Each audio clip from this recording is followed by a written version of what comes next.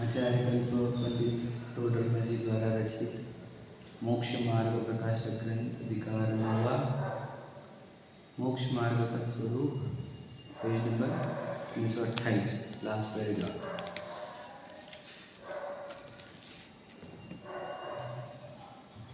वही कहते हैं, पहले तो आज्ञादि से वो किसी परीक्षा से कुदेवादिक की मान्यता को छोड़कर अरहंत देवादिक का श्रद्धान करना, क्योंकि यह श्रद्धान होने पर ग्रहित मिथ्यात्व का तो अभाव होता है तथा मोक्ष मार्ग के विघ्न करने वाले कुदेवादिक का निमित्त दूर होता है।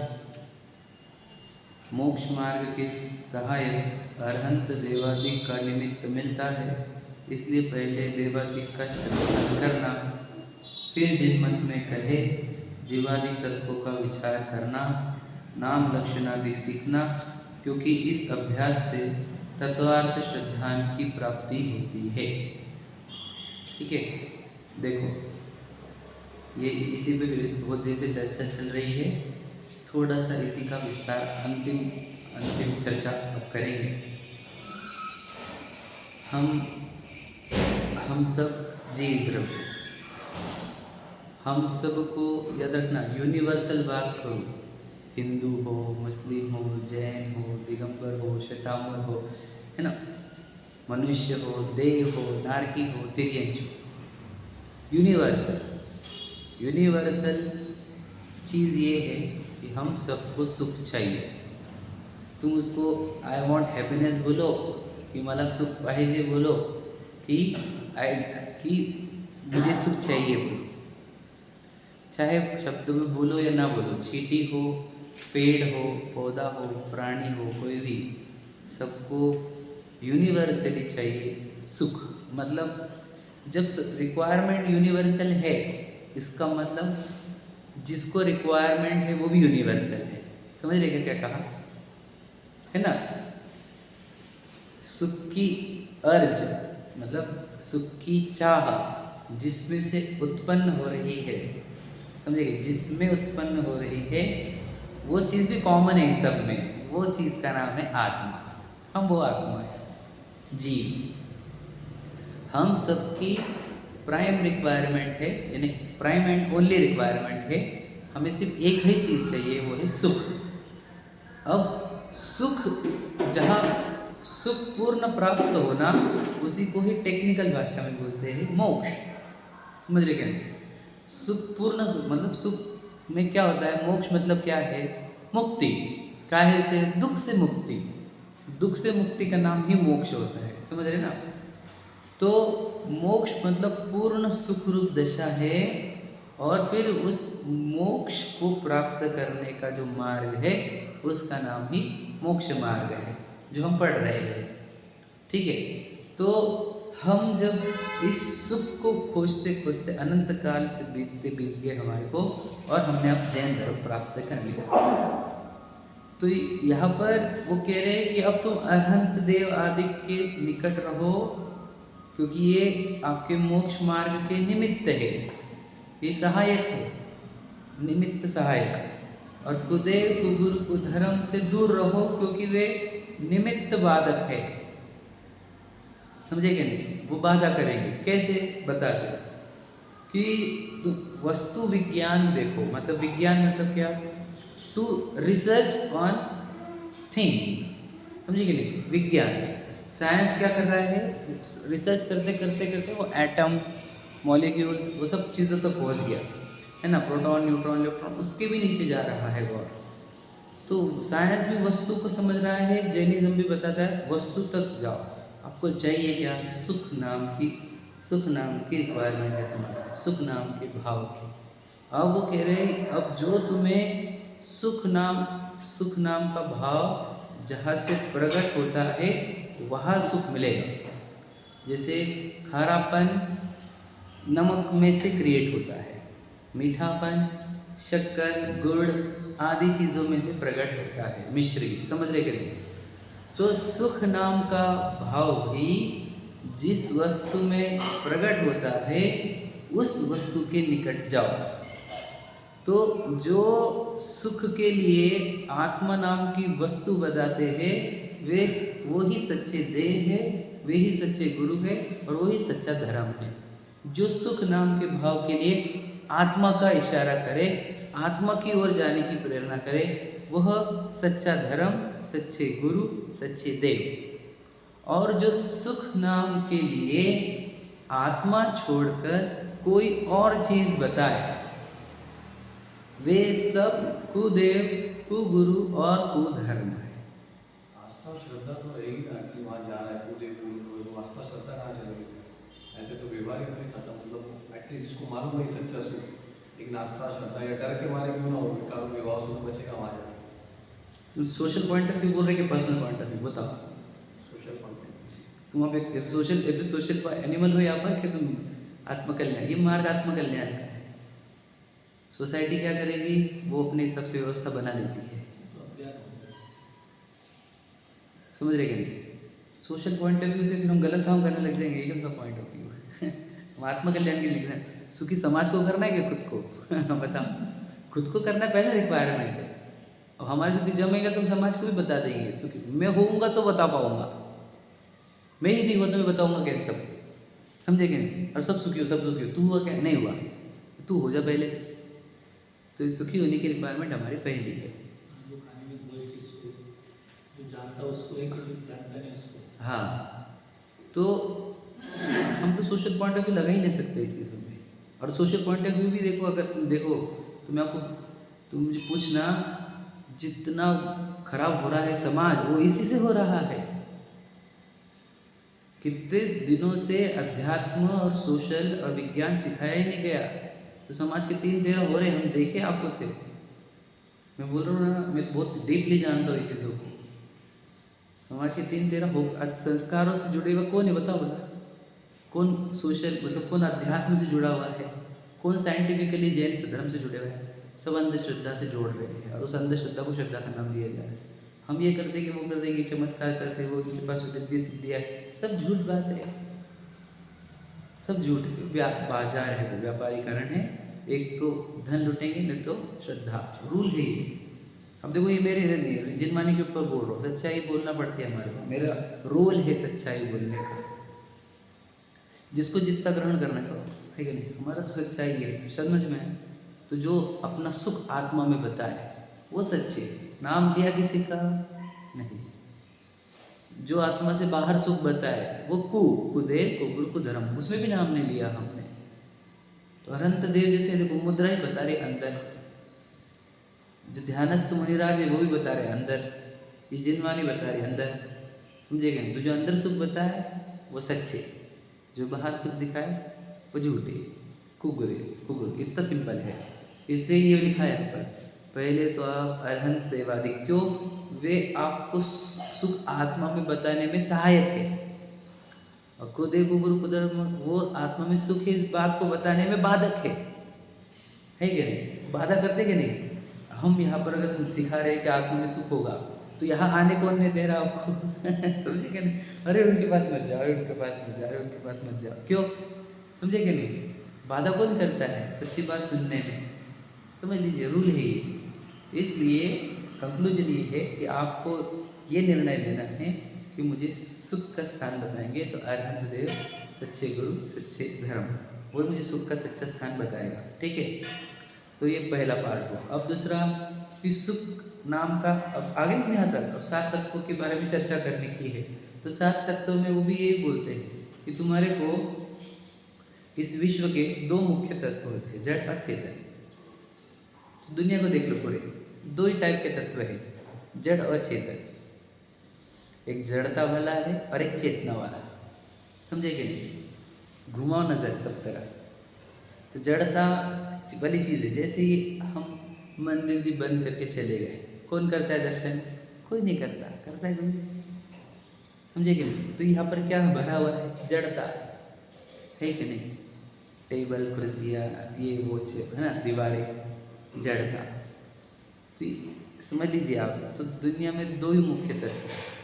अब जड़ वस्तु को सुख भी नहीं चाहिए और दुख भी नहीं, समझे कि नहीं?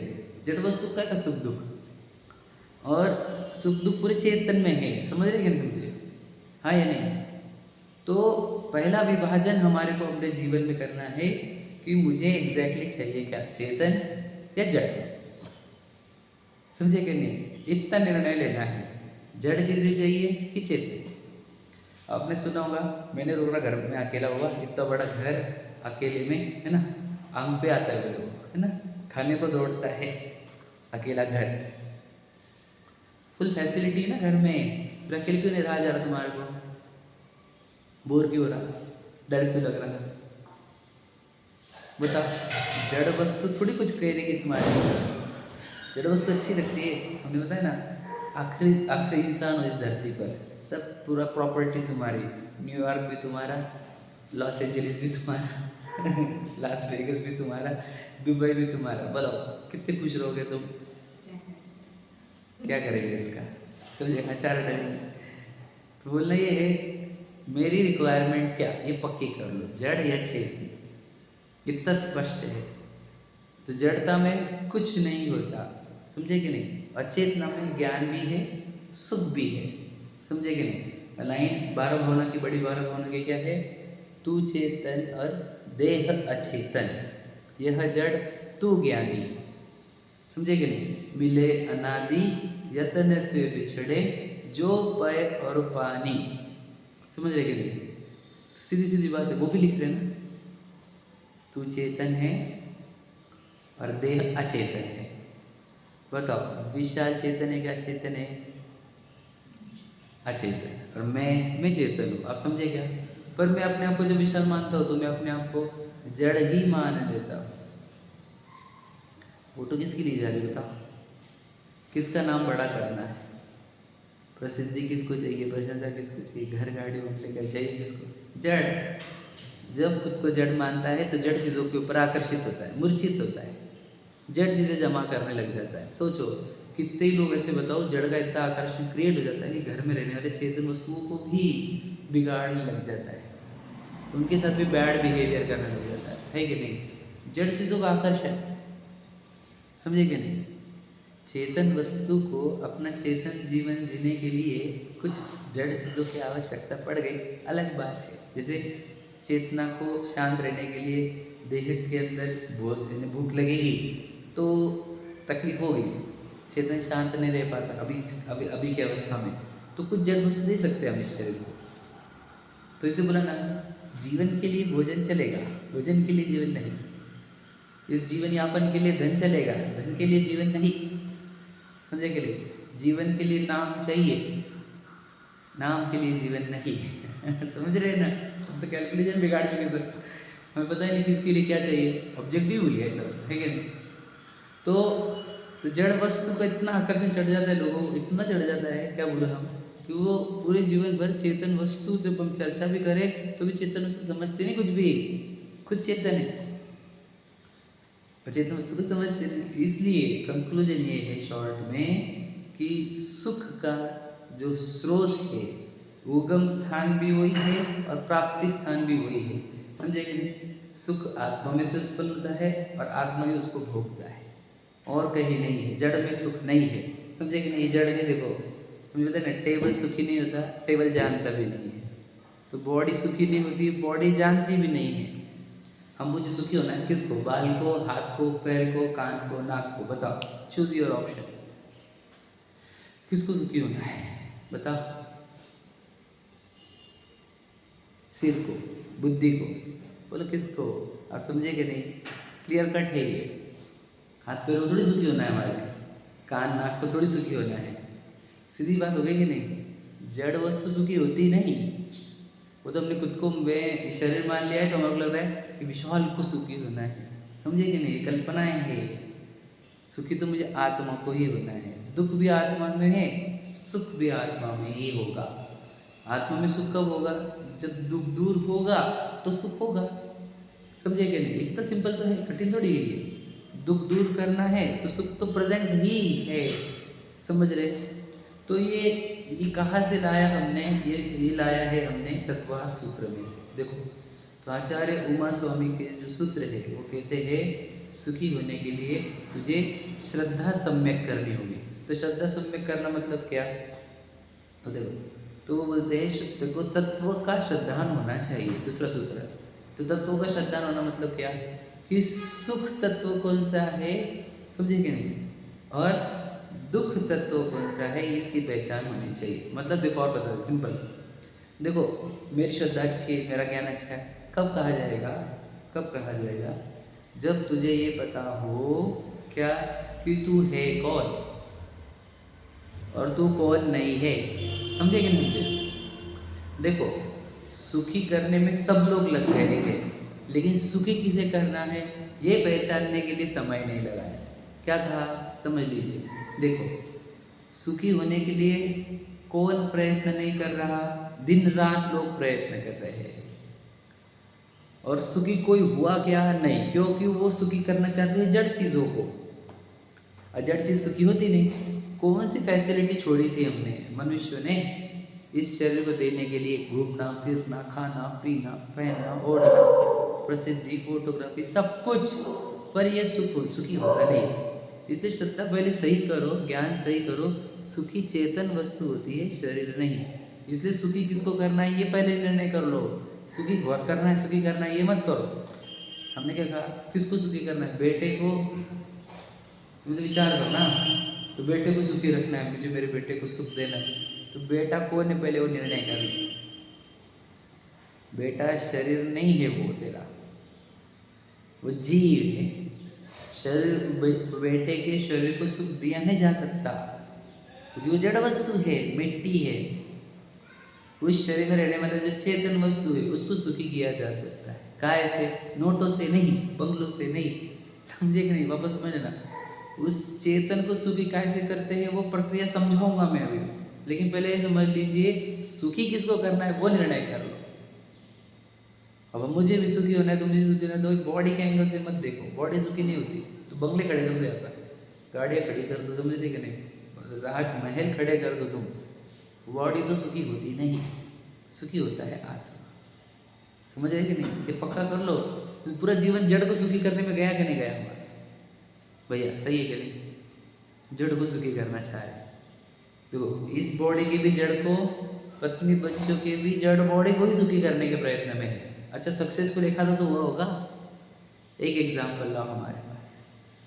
ये हो ही नहीं सकता, क्योंकि ये कल्पना के आधार पर है, विज्ञान के आधार पर नहीं है, वैज्ञानिक बात नहीं है। तुम ऐसी बात कर रहे हो जो हजारों लोगों का कॉमन मिसकंसेप्शन है। हजारों लोगों का नहीं, लाखों का नहीं, करोड़ों का भी नहीं, अनंतों का।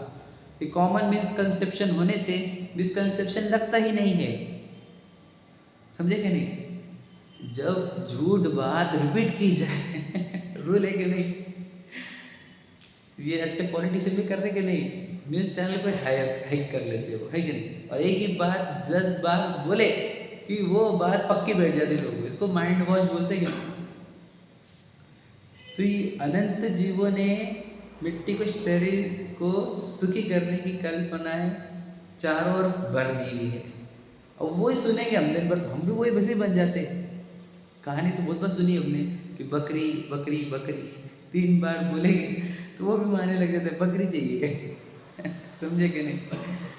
तो हम हमारे आसपास अनंत जीव है, सब अज्ञानी है, वे सब इस शरीर को सुखी करने के प्रयत्न में लगे। तो हमारे को भी लगता है कि हाँ मुझे भी शरीर को सुखी करने का। हाँ हाँ वही उस टाइप के भी, समझे क्या नहीं? संसार में सुख में तो संसार की उपज ही हुई। हाँ अज्ञान से, मिथ्यात्व से, विकल्प से, इच्छा, इमेजिनेशन से। देखो मुझे क्या लगा, एग्जाम्पल बताता हूँ।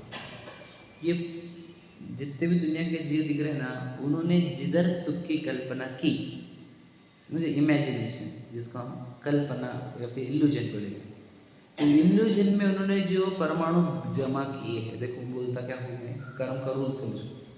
मुझे जो इच्छा उत्पन्न होती है वो इच्छा की तीव्रता से मेरे अंदर कर्म के परमाणु जो यहाँ पर रहते हैं वो अट्रैक्ट होते हैं। तो ये इल्यूजन के बाद कर्म बंधन होता है, इच्छा के बाद, और फिर उस कर्म का मैनिफेस्टेशन मतलब उदय आता है। तो वैसे वैसे संसार खड़े होते हैं।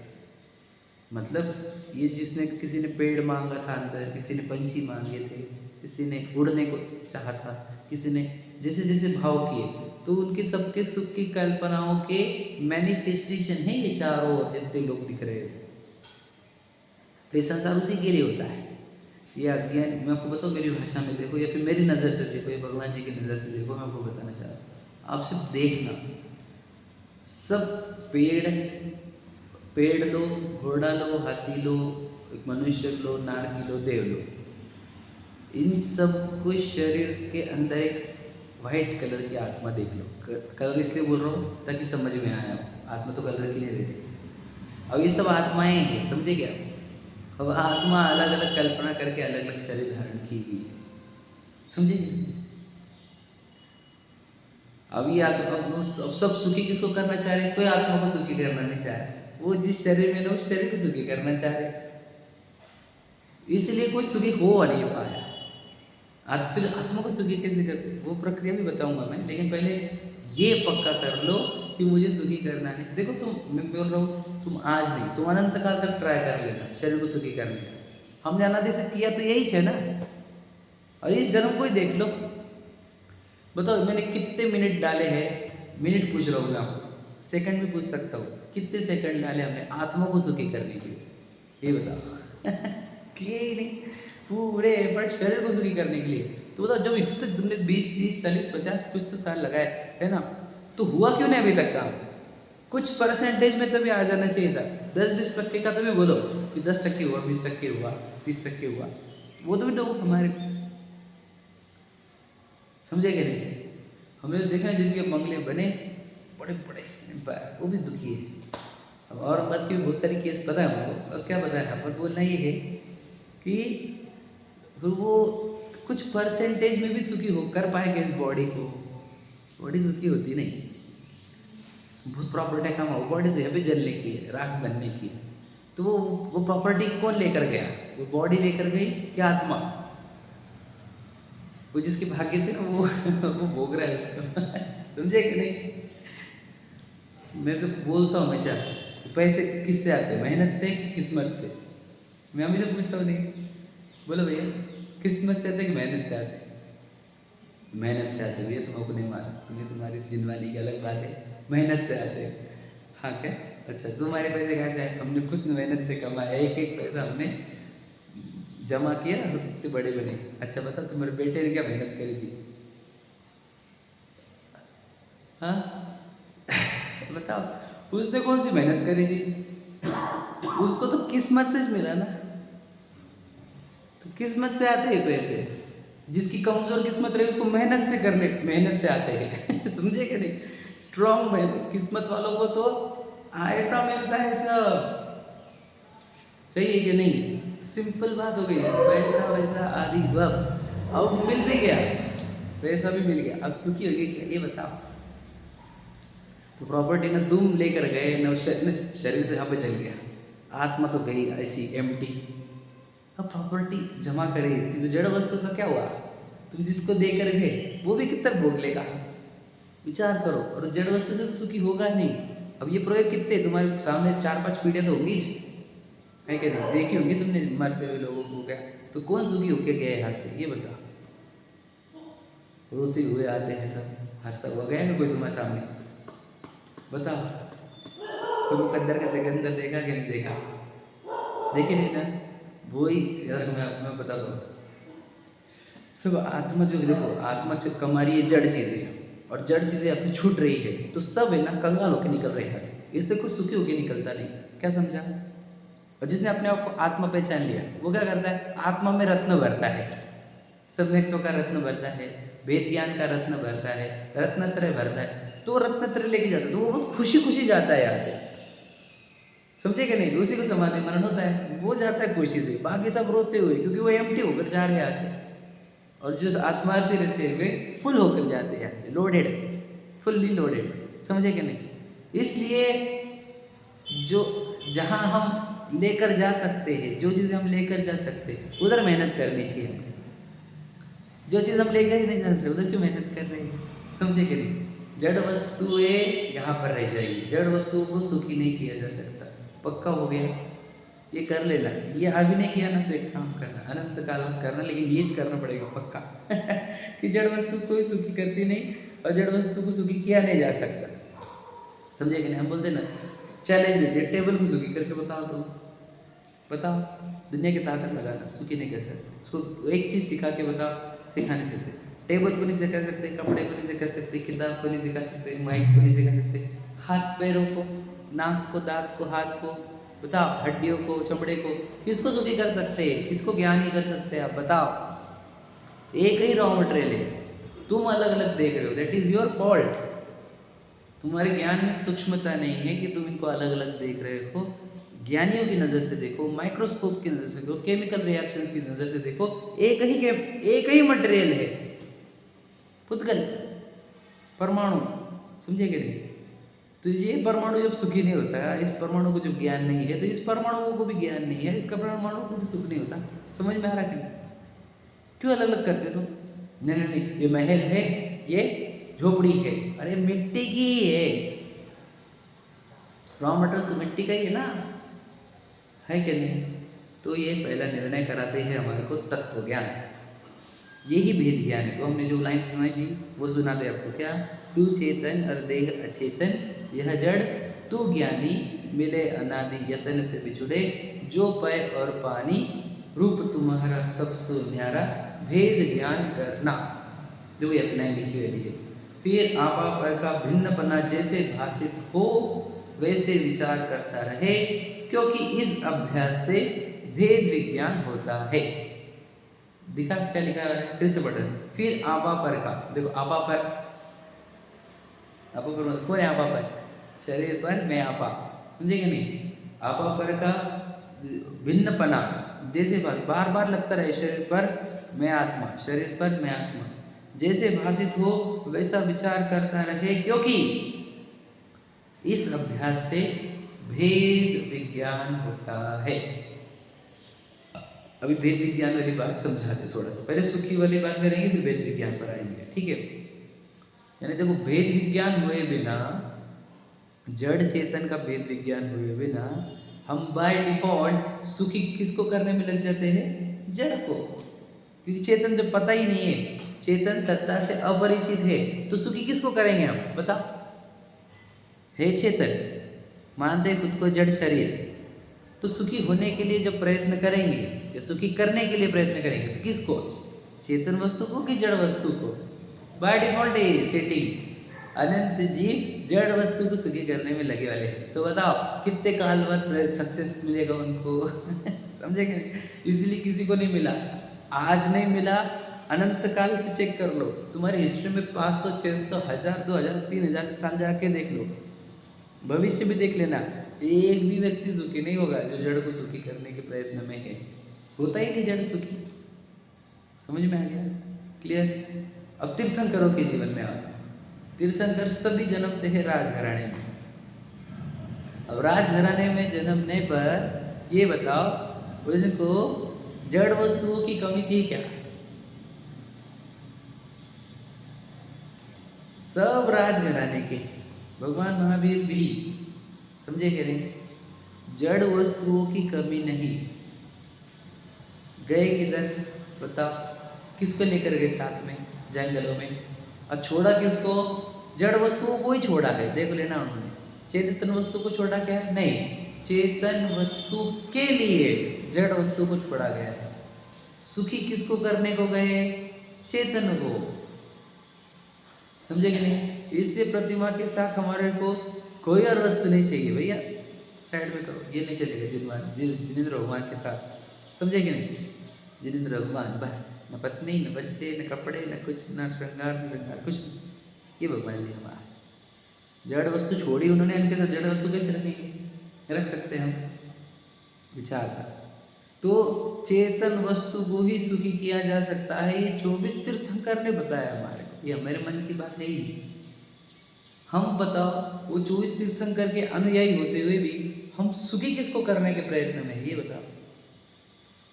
अब देखो, जो तीर्थंकर के अनुयायी नहीं है, वो जड़ वस्तु को सुखी करने का प्रयत्न करे, वो अलग बात है। और तीर्थंकर के अनुयायी भी जड़ वस्तु को सुखी करने के प्रयत्न करेंगे, तो क्या फायदा रहा जिन शासन का? फिर तीर्थंकरों का आने का फायदा क्या हुआ? 24 तीर्थंकर ये सिखा नहीं पाए आपको, और हम ये सीख नहीं पाए क्या कि जड़ और चेतन दो वस्तु होती है।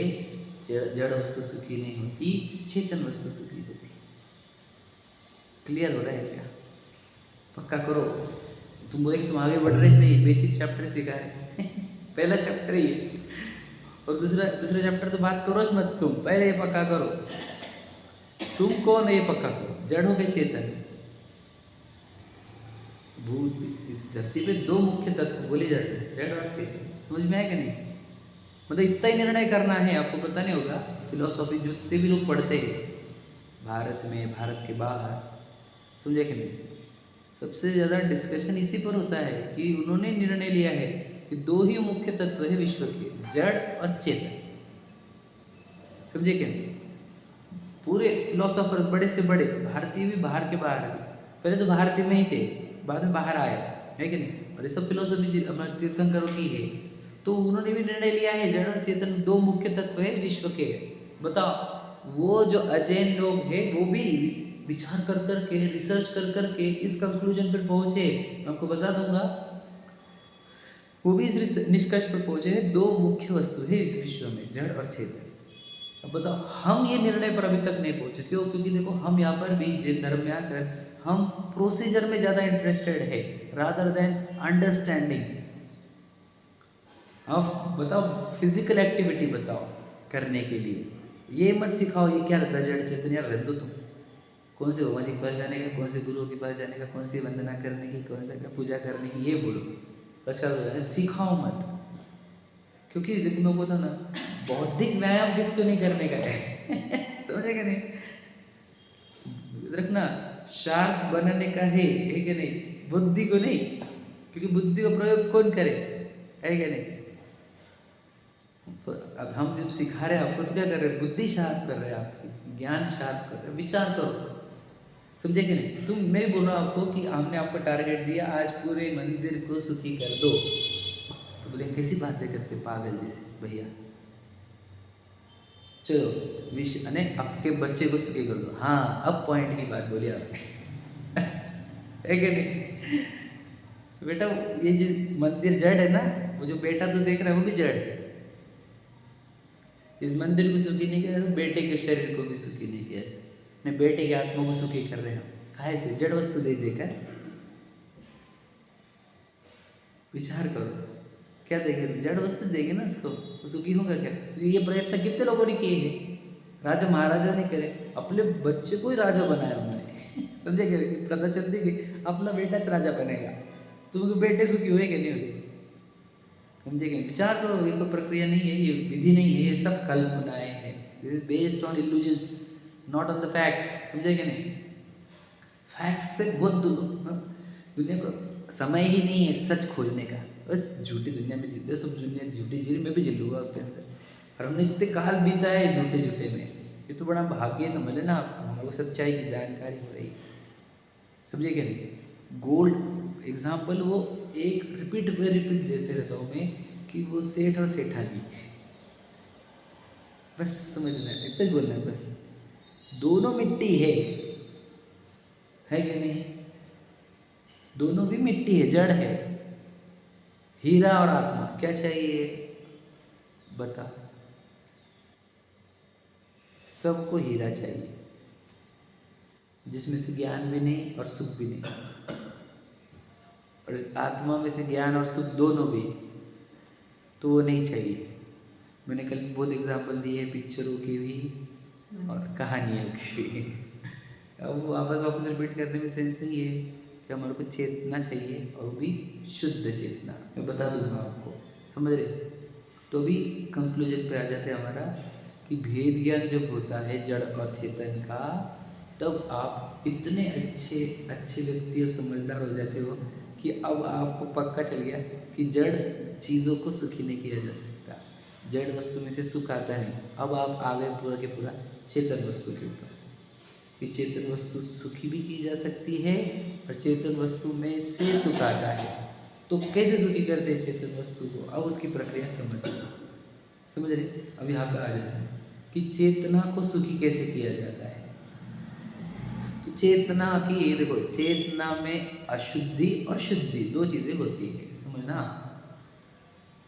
चेतना अशुद्ध हुई तो चेतना दुखी होती है, और चेतना शुद्ध हुई तो चेतना सुखी होती है। इतना सरल है वो, समझ में आ रहा है। जिससे चेतना हमारी विकसित हो वो सुखी करेगा हमारे को, और जो हमारी चेतना को सुलाए वो हमारे को दुखी करेगा।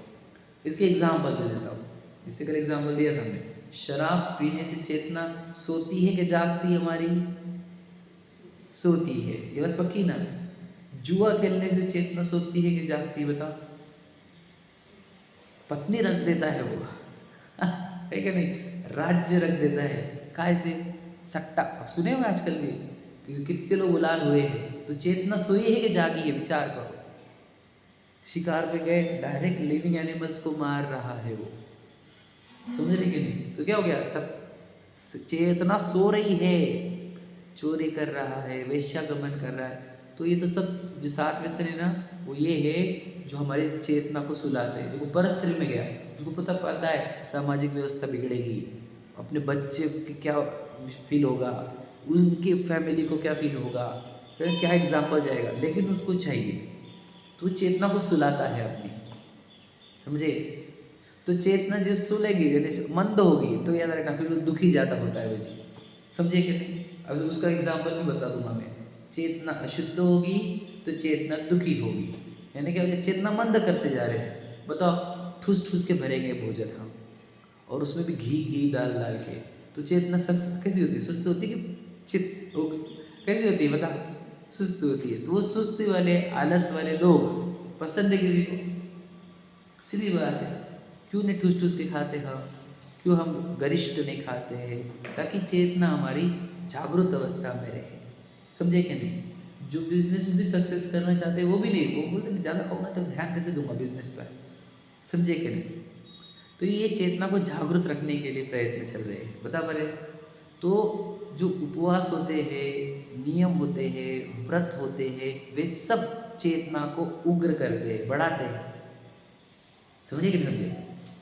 और ये जो ज़्यादा खान पान, फिर शाम को भी ये खाना, 2 टाइम खाना, 3 टाइम खाना, जहाँ ये खाना वो खाना, और होटलों का खाना, होटलों के खाने से भी चेतना सुप्त होती है, समझे कि नहीं? क्योंकि सब कौन से पदार्थ होते हैं? तामसिक, जिससे बुद्धि में तामस आता है। तामस मतलब अंधेरा, बुद्धि में अंधेरा आता है। तो ये सब हमारी चेतना को सुलाने वाले, और ये नियम व्रत जितने भी होते हैं वे चेतना को बढ़ाने वाले, और चेतना को स्पीड से बढ़ाने का एकमात्र कार्य ध्यान होता है। पढ़ रहे ना, ये जितना बोल रहा हूँ मैं साइंटिफिक बोल रहा हूँ। ध्यान करने से चेतना विकसित होती है, पूरे विश्व जानने में आने लग जाता है, उसको सबके डिकोडिंग हो जाती है। इसलिए फिर तीर्थंकरों ने चेतना को वृद्ध करने के लिए घरदार परिवार छोड़ा। घरदार में क्या होता है? तूने ये क्यों किया, तूने वो क्यों किया, इसने वो क्यों किया, इसने वो क्यों किया, एक ऐसा क्यों, वैसा क्यों? चेतना पूरी खराब हो रही है नहीं हमारी। अब मैं इसमें उलझा रहूँगा, ये इसका इसका वैसा वैसा, फिर मैं विश्व को कैसे सॉल्व करूँगा? मैं खुद को कैसे सॉल्व करूँगा? मैं जानूंगा कैसे? मैं रियलिटी में कैसे आऊँगा? समझे कि नहीं? इसलिए वो तीर्थंकरों ने सब घरदार संसार छोड़ दिए, और फिर वे अपने ज्ञान को एकांत में लेकर गए, ध्यान किया, अपनी चेतना को इतना विकसित किया कि केवल ज्ञान हो गया और अनंत सुख भी हुआ। वो चेतना विकसित क्यों नहीं हो रही थी? इच्छाओं के कारण, राग द्वेष के कारण, समझ रहे? इसलिए अपनी इच्छाओं को विकसित करने के लिए, चेतना को विकसित करने के लिए इच्छाओं को डाउन किया जाता है। मतलब सिंपल समझो आप। अब देखो मैं थोड़ा टेक्निकल हो गया, अब इसको सरल भाषा में करता हूँ, एकदम सरल। मुझे बताओ कि यदि मैं किसी के प्रति बैर रखता हूँ या कोई चीज़ का अट्रैक्शन रखता हूँ, बच्चे को ले लो, स्कूल जाने वाले या कॉलेज जाने वाले, अगर उसको किसी के प्रति अट्रैक्शन है तो वो पढ़ाई कर सकता क्या? पक्का है क्या? अगर उसको किसी चीज़ का डर लगा हुआ है कि मेरा वीडियो वायरल तो नहीं हो जाएगा, मुझे ब्लैकमेल तो नहीं करेंगे, अगर उसके साथ ये हो रहा है तो क्या वो कॉन्सेंट्रेट कर पाएगा पढ़ाई पर? समझ रहे कि नहीं मुझे? तो जहाँ राग द्वेष चलते हैं वहाँ ज्ञान काम नहीं करता। ये एक बेसिक सिद्धांत समझ में आ रहा है आपको? जहाँ राग द्वेष भय हो वहाँ ज्ञान नहीं होता। वैसे ही जिसके जीवन में लालच हो, कोई चीज़ का अट्रैक्शन हो, कोई चीज़ से भय हो, वो व्यक्ति भी ज्ञान दर्शन को विकसित नहीं कर पाता अपने। समझे कि नहीं?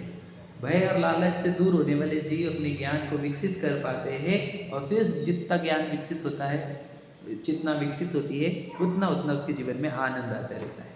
समझ रहे कि नहीं? तो हमने अपने चेतना को सुखी करने के लिए या चेतना को शुद्ध करने के लिए क्या करना चाहिए? अपने आप को भय से, लालच से, चिंताओं से और मतलब वैर से, द्वेष से दूर करना चाहिए। तो देख लो आपका ज्ञान अपने आप। देखो मैं एकदम सिंपल बोलता हूँ, आपको पता होगा पूर्व हमारे ब्रह्मचर्य श्रम रहते थे, मतलब आश्रम रहते थे, बच्चे गुरुकुल में पढ़ते थे, राजघराने के भी। तो 25 साल तक समझ लो करीब करीब उनको आश्रमों में रखा जाता था। अकलग हमारे देशभूषण कुलभूषण की कहानी देख लो आप, ऐसे तो बहुत सारी है ना। उनको राजघराने से बाहर क्यों किया ये बताओ भला? फैसिलिटी गुरु को लेके आते थे राजघराने में, हमारे समझे महलों में। समझे क्या प्रश्न है? उनके पास इतना प्रॉपर्टी था ना, कोई भी गुरु हायर कर सकते थे वे। समझे कि नहीं? वो भेजते क्यों थे बाहर? वो फैसिलिटी में ही सीख नहीं पाएगा कुछ। समझे कि नहीं? हाँ या नहीं? फैसिलिटी में सीख पाते क्या? नहीं।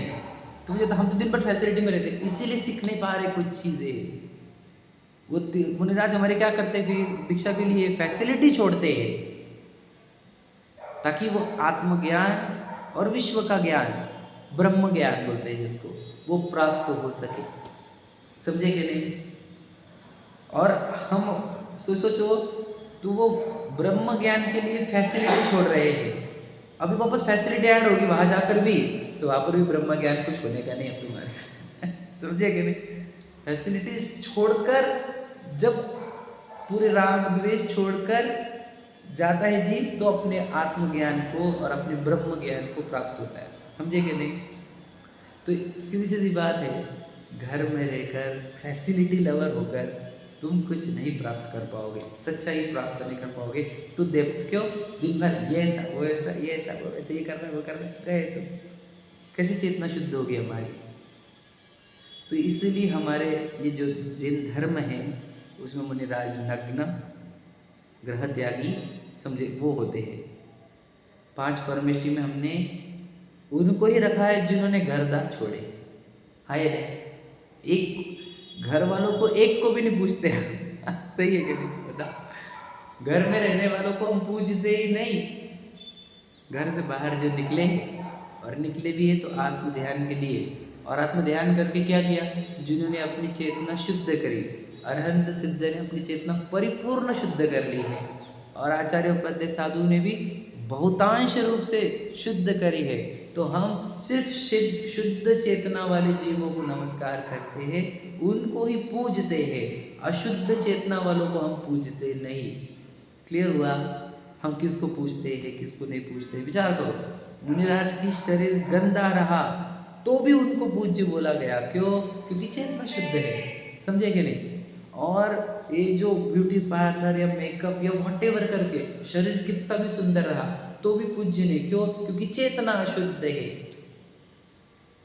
हाँ या नहीं?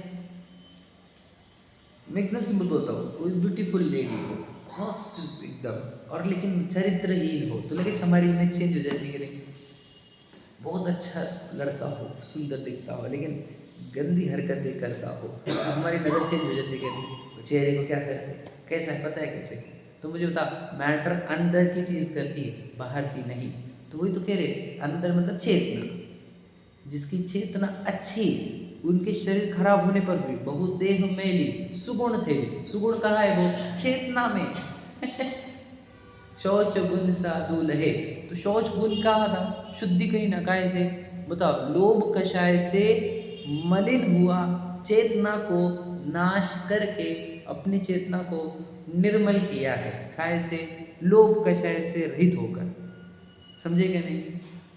इसलिए मुनिराज जो है वे अपने चेतना को शुद्ध करते हुए चल रहे हैं, और इसलिए वो हमारे पूज्य है। अगर कोई दीक्षा लेकर भी चेतना मलिन करता है तो हम उनको भी नहीं पूछते। समझे कि नहीं? लॉजिक समझना। हमारा किसी व्यक्ति विशेष से कुछ नहीं, हमें हमारी चेतना शुद्ध करनी है। तो हमारे सामने कौन होना चाहिए? शुद्ध चेतना वाला, बस खत्म। समझ रहे भैया? कोई व्यक्ति नहीं नहीं नहीं, समाज का क्या होगा? मैं मेरी चेतना का देखो, मेरी चेतना शुद्ध होनी चाहिए। समझे कि नहीं? मेरी चेतना को, मैं अशुद्ध चेतना के धारक को अगर पूजूंगा तो क्या होगा? मेरी चेतना और अशुद्ध होती चलेगी, मैं और दुखी होता चलूंगा, क्योंकि वो भी दुखी, मैं भी दुखी। वो अशुद्ध चेतना वाले सुखी रहते क्या? अशुद्ध चेतना वाले भी दुखी और अशुद्ध चेतना को पूजने वाला भी दुखी, वो भी सुखी नहीं होते। शुद्ध चेतना वाले सुखी होते हैं। शुद्ध चेतना कैसे चेक करेंगे? तो बताओ, उनको कोई चीज़ का अट्रैक्शन ना हो। बोलो यही ना, विषयों की आशा नहीं जिनके, साम्य भाव धन रखते हैं। कोई अट्रैक्शन नहीं हो जिनके जीवन में, और जो अपनी चेतना को शुद्ध करने के लिए ही तो इतने कड़क नियम पालते। नहीं नहीं, अभी पंचम काल चल रहा, अब थोड़ी नियम बनेंगे, तो तुम अशुद्ध चेतना रखते हो। नियम टूट कैसे रहे हैं? अशुद्ध चेतना से। नियम पलते कैसे? शुद्ध चेतना से। सिंपल बात है। तो नियम टूटते हुए दिखने पर अशुद्ध चेतना दिखती है, और इसलिए हम पूजते नहीं हैं। लॉजिक समझा गया? एकदम सीधा लॉजिक, एकदम गजब का। क्या कहा? हमें अशुद्ध चेतना दिख गई टूटते नियम के साथ, समझे कि नहीं? और पलते नियम में हमारे को शुद्ध चेतना दिखी, समझे कि नहीं? इसलिए हमने पूजा। हमने वो बॉडी को नहीं पूजा है। वापस टू बी वेरी क्लियर, हम बॉडी को पूजते ही नहीं हैं। समझे कि नहीं? तुम ऐसे बोल तो दर्शन करने को आए हो ना, तो किसके दर्शन करना? समझ में आए? गड़बड़ करते हैं हम। हमने बताया था, नो कर्म के ही दर्शन करता है, शरीर के ही दर्शन करता है, जड़ शरीर के ही दर्शन करता है। बताओ, शुद्ध चेतना के दर्शन करता ही नहीं। आपको रविंद्र जी की पूजन की लाइन सुनाता हूँ, चैतन्य में ही मगन हो, चैतन्य दर्शाते अहो। समझे क्या नहीं? हमने जब भगवान जी को वीतरागी कहा और सर्वज्ञ कहा, तो ये लक्षण काहे के है? चेतना के ही। वीतरागी मतलब जिसमें कोई दोष नहीं हो जिस चेतना में, और सर्वज्ञ मतलब जो चेतना पूर्ण विकसित हो गई हो। समझे कि नहीं समझे? भगवान जी के नाम भी चेतना पर है। समझे कि नहीं समझे? और फिर यहाँ पर मैं आया क्यों हूँ बताओ? ये बॉडी के अंदर कोई चेंजेस नहीं चाहिए मुझे इस बॉडी के अंदर जो चेतन वस्तु है वो भी आप जैसी पूर्ण शुद्ध चेतना हो जाए, ये मेरी भावना है। समझे कि नहीं? तो यहाँ पर काहे के लिए आते हो? अपनी चेतना को शुद्ध करने के लिए। एक बात बताओ, मंदिर में आने पर थोड़ा अच्छा लगता कि नहीं लगता? क्यों होता है क्या? क्योंकि तुम्हारी यहाँ पे चेतना शुद्ध होती है थोड़ी। क्योंकि खान पान का कोई चक्कर नहीं है ना, टेलीविजन मोबाइल भी नहीं है, तो यहाँ पर हमारी चेतना शुद्ध होती है थोड़ी, तो यहाँ पर अच्छा फील होता है। सोचो तुम, और घर पे गए कि वापस gun gun gun gun gun gun, तो क्या हो रही है? चेतना अशुद्ध हो रही है। सोचो, मंदिर से, घर से मंदिर में जब अच्छा लगता है, तो मंदिर से आत्मा में कितना अच्छा लगता होगा।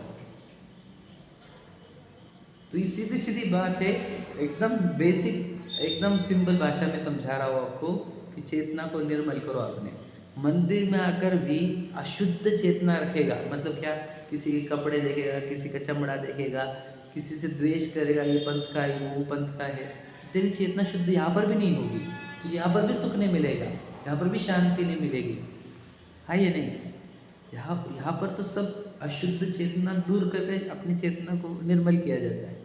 एकदम शांत, एकदम पूर्ण चेतन शुद्ध जीव, और मैं इधर शुद्ध, मैं भी जीव, लेकिन मेरी चेतना में अशुद्धियाँ चल रही है, और यहाँ पर पूर्ण शुद्ध चेतना वाला जीव है। तो प्रभु ये सब अशुद्धियाँ खत्म हो, कब कब मैं आपके जैसा पूर्ण चेतनमय, पूर्ण आनंदमय जीवन जीव, मेरी ये भावना है। तो ऐसी भावना रखने वाला जीव सब वो आनंद को प्राप्त होता है, और उसको अपना लक्ष्य देखो clear, this is my target, goal. इसलिए बोलते ना, अपने गोल को लिख कर रखो बड़े बड़े फॉन्ट में दीवारों पर। तो हमने हमारे गोल को ही विराजमान किया है यहाँ पर। समझे कि नहीं? हमने भगवान शांतिनाथ जी को, भगवान महावीर को, भगवान पार्श्वनाथ जी को विराजमान नहीं किया। बोलो, शुद्ध चेतना के धारक जीवों को, जो मेरा टारगेट है, उनको धारण वहाँ विराजमान किया, ताकि उनको रोज़ देखकर मैं रोज़ प्रेरणा लेता हूँ कि मुझे मेरी चेतना शुद्ध करनी है, मलिन नहीं। तो मलिन होने के एक दो तरीके बता देता हूँ, फिर कंप्लीट कर लेते हैं। अट्रैक्शन किसी का हुआ तो तुम्हारी चेतना मलिन होना प्रारंभ हो जाएगी। हमने बताया ना, फिर पागलपन छाता है। फिर समझे, बताया ना मैं, किसी को स्त्री का पागलपन, किसी को धन का पागलपन, किसी को नाम का पागलपन, ख्याति का, लाभ का, पूजा का पागलपन चढ़ता है। काहे से? अट्रैक्शन से। इसीलिए हमारे चेतना में किसी का अट्रैक्शन ना हो, किसी का। नथिंग अट्रैक्ट्स टू मी, समझ गए? मतलब मुझे कुछ आकर्षण है ही नहीं किसी का, तो हमारी चेतना साफ होती चलती है, एकदम साफ। और किसी के प्रति द्वेष ना हो। द्वेष रहने पर भी चेतना खराब होती है। क्यों? क्योंकि जब हम चेतना को निर्मल करने के लिए जाते, वो व्यक्ति सामने खड़ा हो जाता है। इसलिए न राग न द्वेष, यही चेतना को दूषित करने वाले दो परिणाम, राग द्वेष, और इसी को अट्रैक्शन और द्वेष, हेट्रेड, समझे कि नहीं, कहा है, वो हमारे नहीं होना चाहिए। तो अपने आप हमारी चेतना निर्मल होते होते पूर्ण निर्मल हो जाती है, समझे कि नहीं। तो वो चीज़ नहीं है, ये छोड़ दिया, वो छोड़ दिया, वो छोड़ दिया, ऐसा नहीं है। उसने अट्रैक्शन छोड़े, चीज़ें नहीं छोड़ी, ताकि अपनी चेतना को शुद्ध करता हुआ चले, समझे कि नहीं। और वो ये नहीं खाता, वो नहीं खाता, ये नहीं पहनता, वो नहीं पहनता, इधर नहीं आता, उधर नहीं आता, उसने वो अट्रैक्शन छोड़े है। वो अट्रैक्शन छोड़ने पर उसकी चेतना शुद्ध होती चल रही है, समझे कि नहीं। और फिर वो तानन भी होता चल रहा है। हमको क्या लगता है, छोड़ दिया तो दुखी हो गया, छोड़ दिया तो दुखी नहीं छोड़ा था तब दुखी था, समझे कि नहीं। छोड़ने पर तो सुखी होते चल रहा है वो। अपने अंदर से सोचो, खींचने वाली चीज़ों को बंद कर दिया ना उसने, खींचता ही नहीं कोई अब, है कि नहीं। तो खुश रहता है वो अपने आप में, परिपूर्ण, कंटेंट, समझे कि नहीं। तो ऐसा हमारे अपने जीवन को दो कंक्लूजन हमारे आगे। एक, जड़ वस्तु सुखी होती नहीं, तो जड़ वस्तु का सब छोड़ो चैप्टर। अब बात चलो चेतना पर आ जाओ। अचेतना को सुखी करने के लिए, चेतना को शुद्ध करने के लिए, उसके अंदर से राग द्वेष कषाय, ये वाले चैप्टर छोड़ो, समझे कि नहीं। मैं कल एक लास्ट लाइन बोली थी एंड में कि लाइफस्टाइल बहुत इंपॉर्टेंट होती है। मतलब सोचो, धर्म हमारे को पहले लाइफस्टाइल सेट कर देता है कि तुम इतने बजे उठोगे, इतने बजे सोओगे, इतने बजे खाना खाओगे, शाम को इतने बजे खाओगे, इधर नहीं जाओगे, उधर नहीं जाओगे। इससे क्या हो जाता है, आप निरोगी शरीर में रहने लग जाते हो। तो आपकी चेतना, निरोगी शरीर में रहोगे तो चेतना विकसित होगी। फिर ये नहीं खाओगे, वो नहीं खाओगे, वो नहीं खाओगे, क्योंकि वो चेतना खत्म करने वाले पदार्थ है। फिर चेतना विकसित होना प्रारंभ होती है धर्म में आओगे तो। और फिर विकसित होते होते आपको जितवानी के माध्यम से आपकी चेतना को और विकसित करने के लिए ये जो पढ़ रहे हो, आपकी चेतना विकसित होती चल रही है। सोचो, कुछ दिन पहले कुछ भी समझता नहीं था, आज कितना डीप सीखा तो भी समझ में आ रहा है। तो कारण क्या है, चेतना विकसित हो रही ना हमारी। तो चेतना विकसित होते होते केवल ज्ञान रूप हो जाएगी, यही प्रक्रिया है ना। समझ में आ गया। तो एक ही टारगेट है उनको, अपनी चेतना को शुद्ध करने का, बस खत्म। बाकी सब छोड़ दो चैप्टर। मैं मेरी चेतना को पूर्ण शुद्ध करके रहूँगा, यही मेरे जीवन का लक्ष्य है। ठीक है, चलो। सहजानंदी।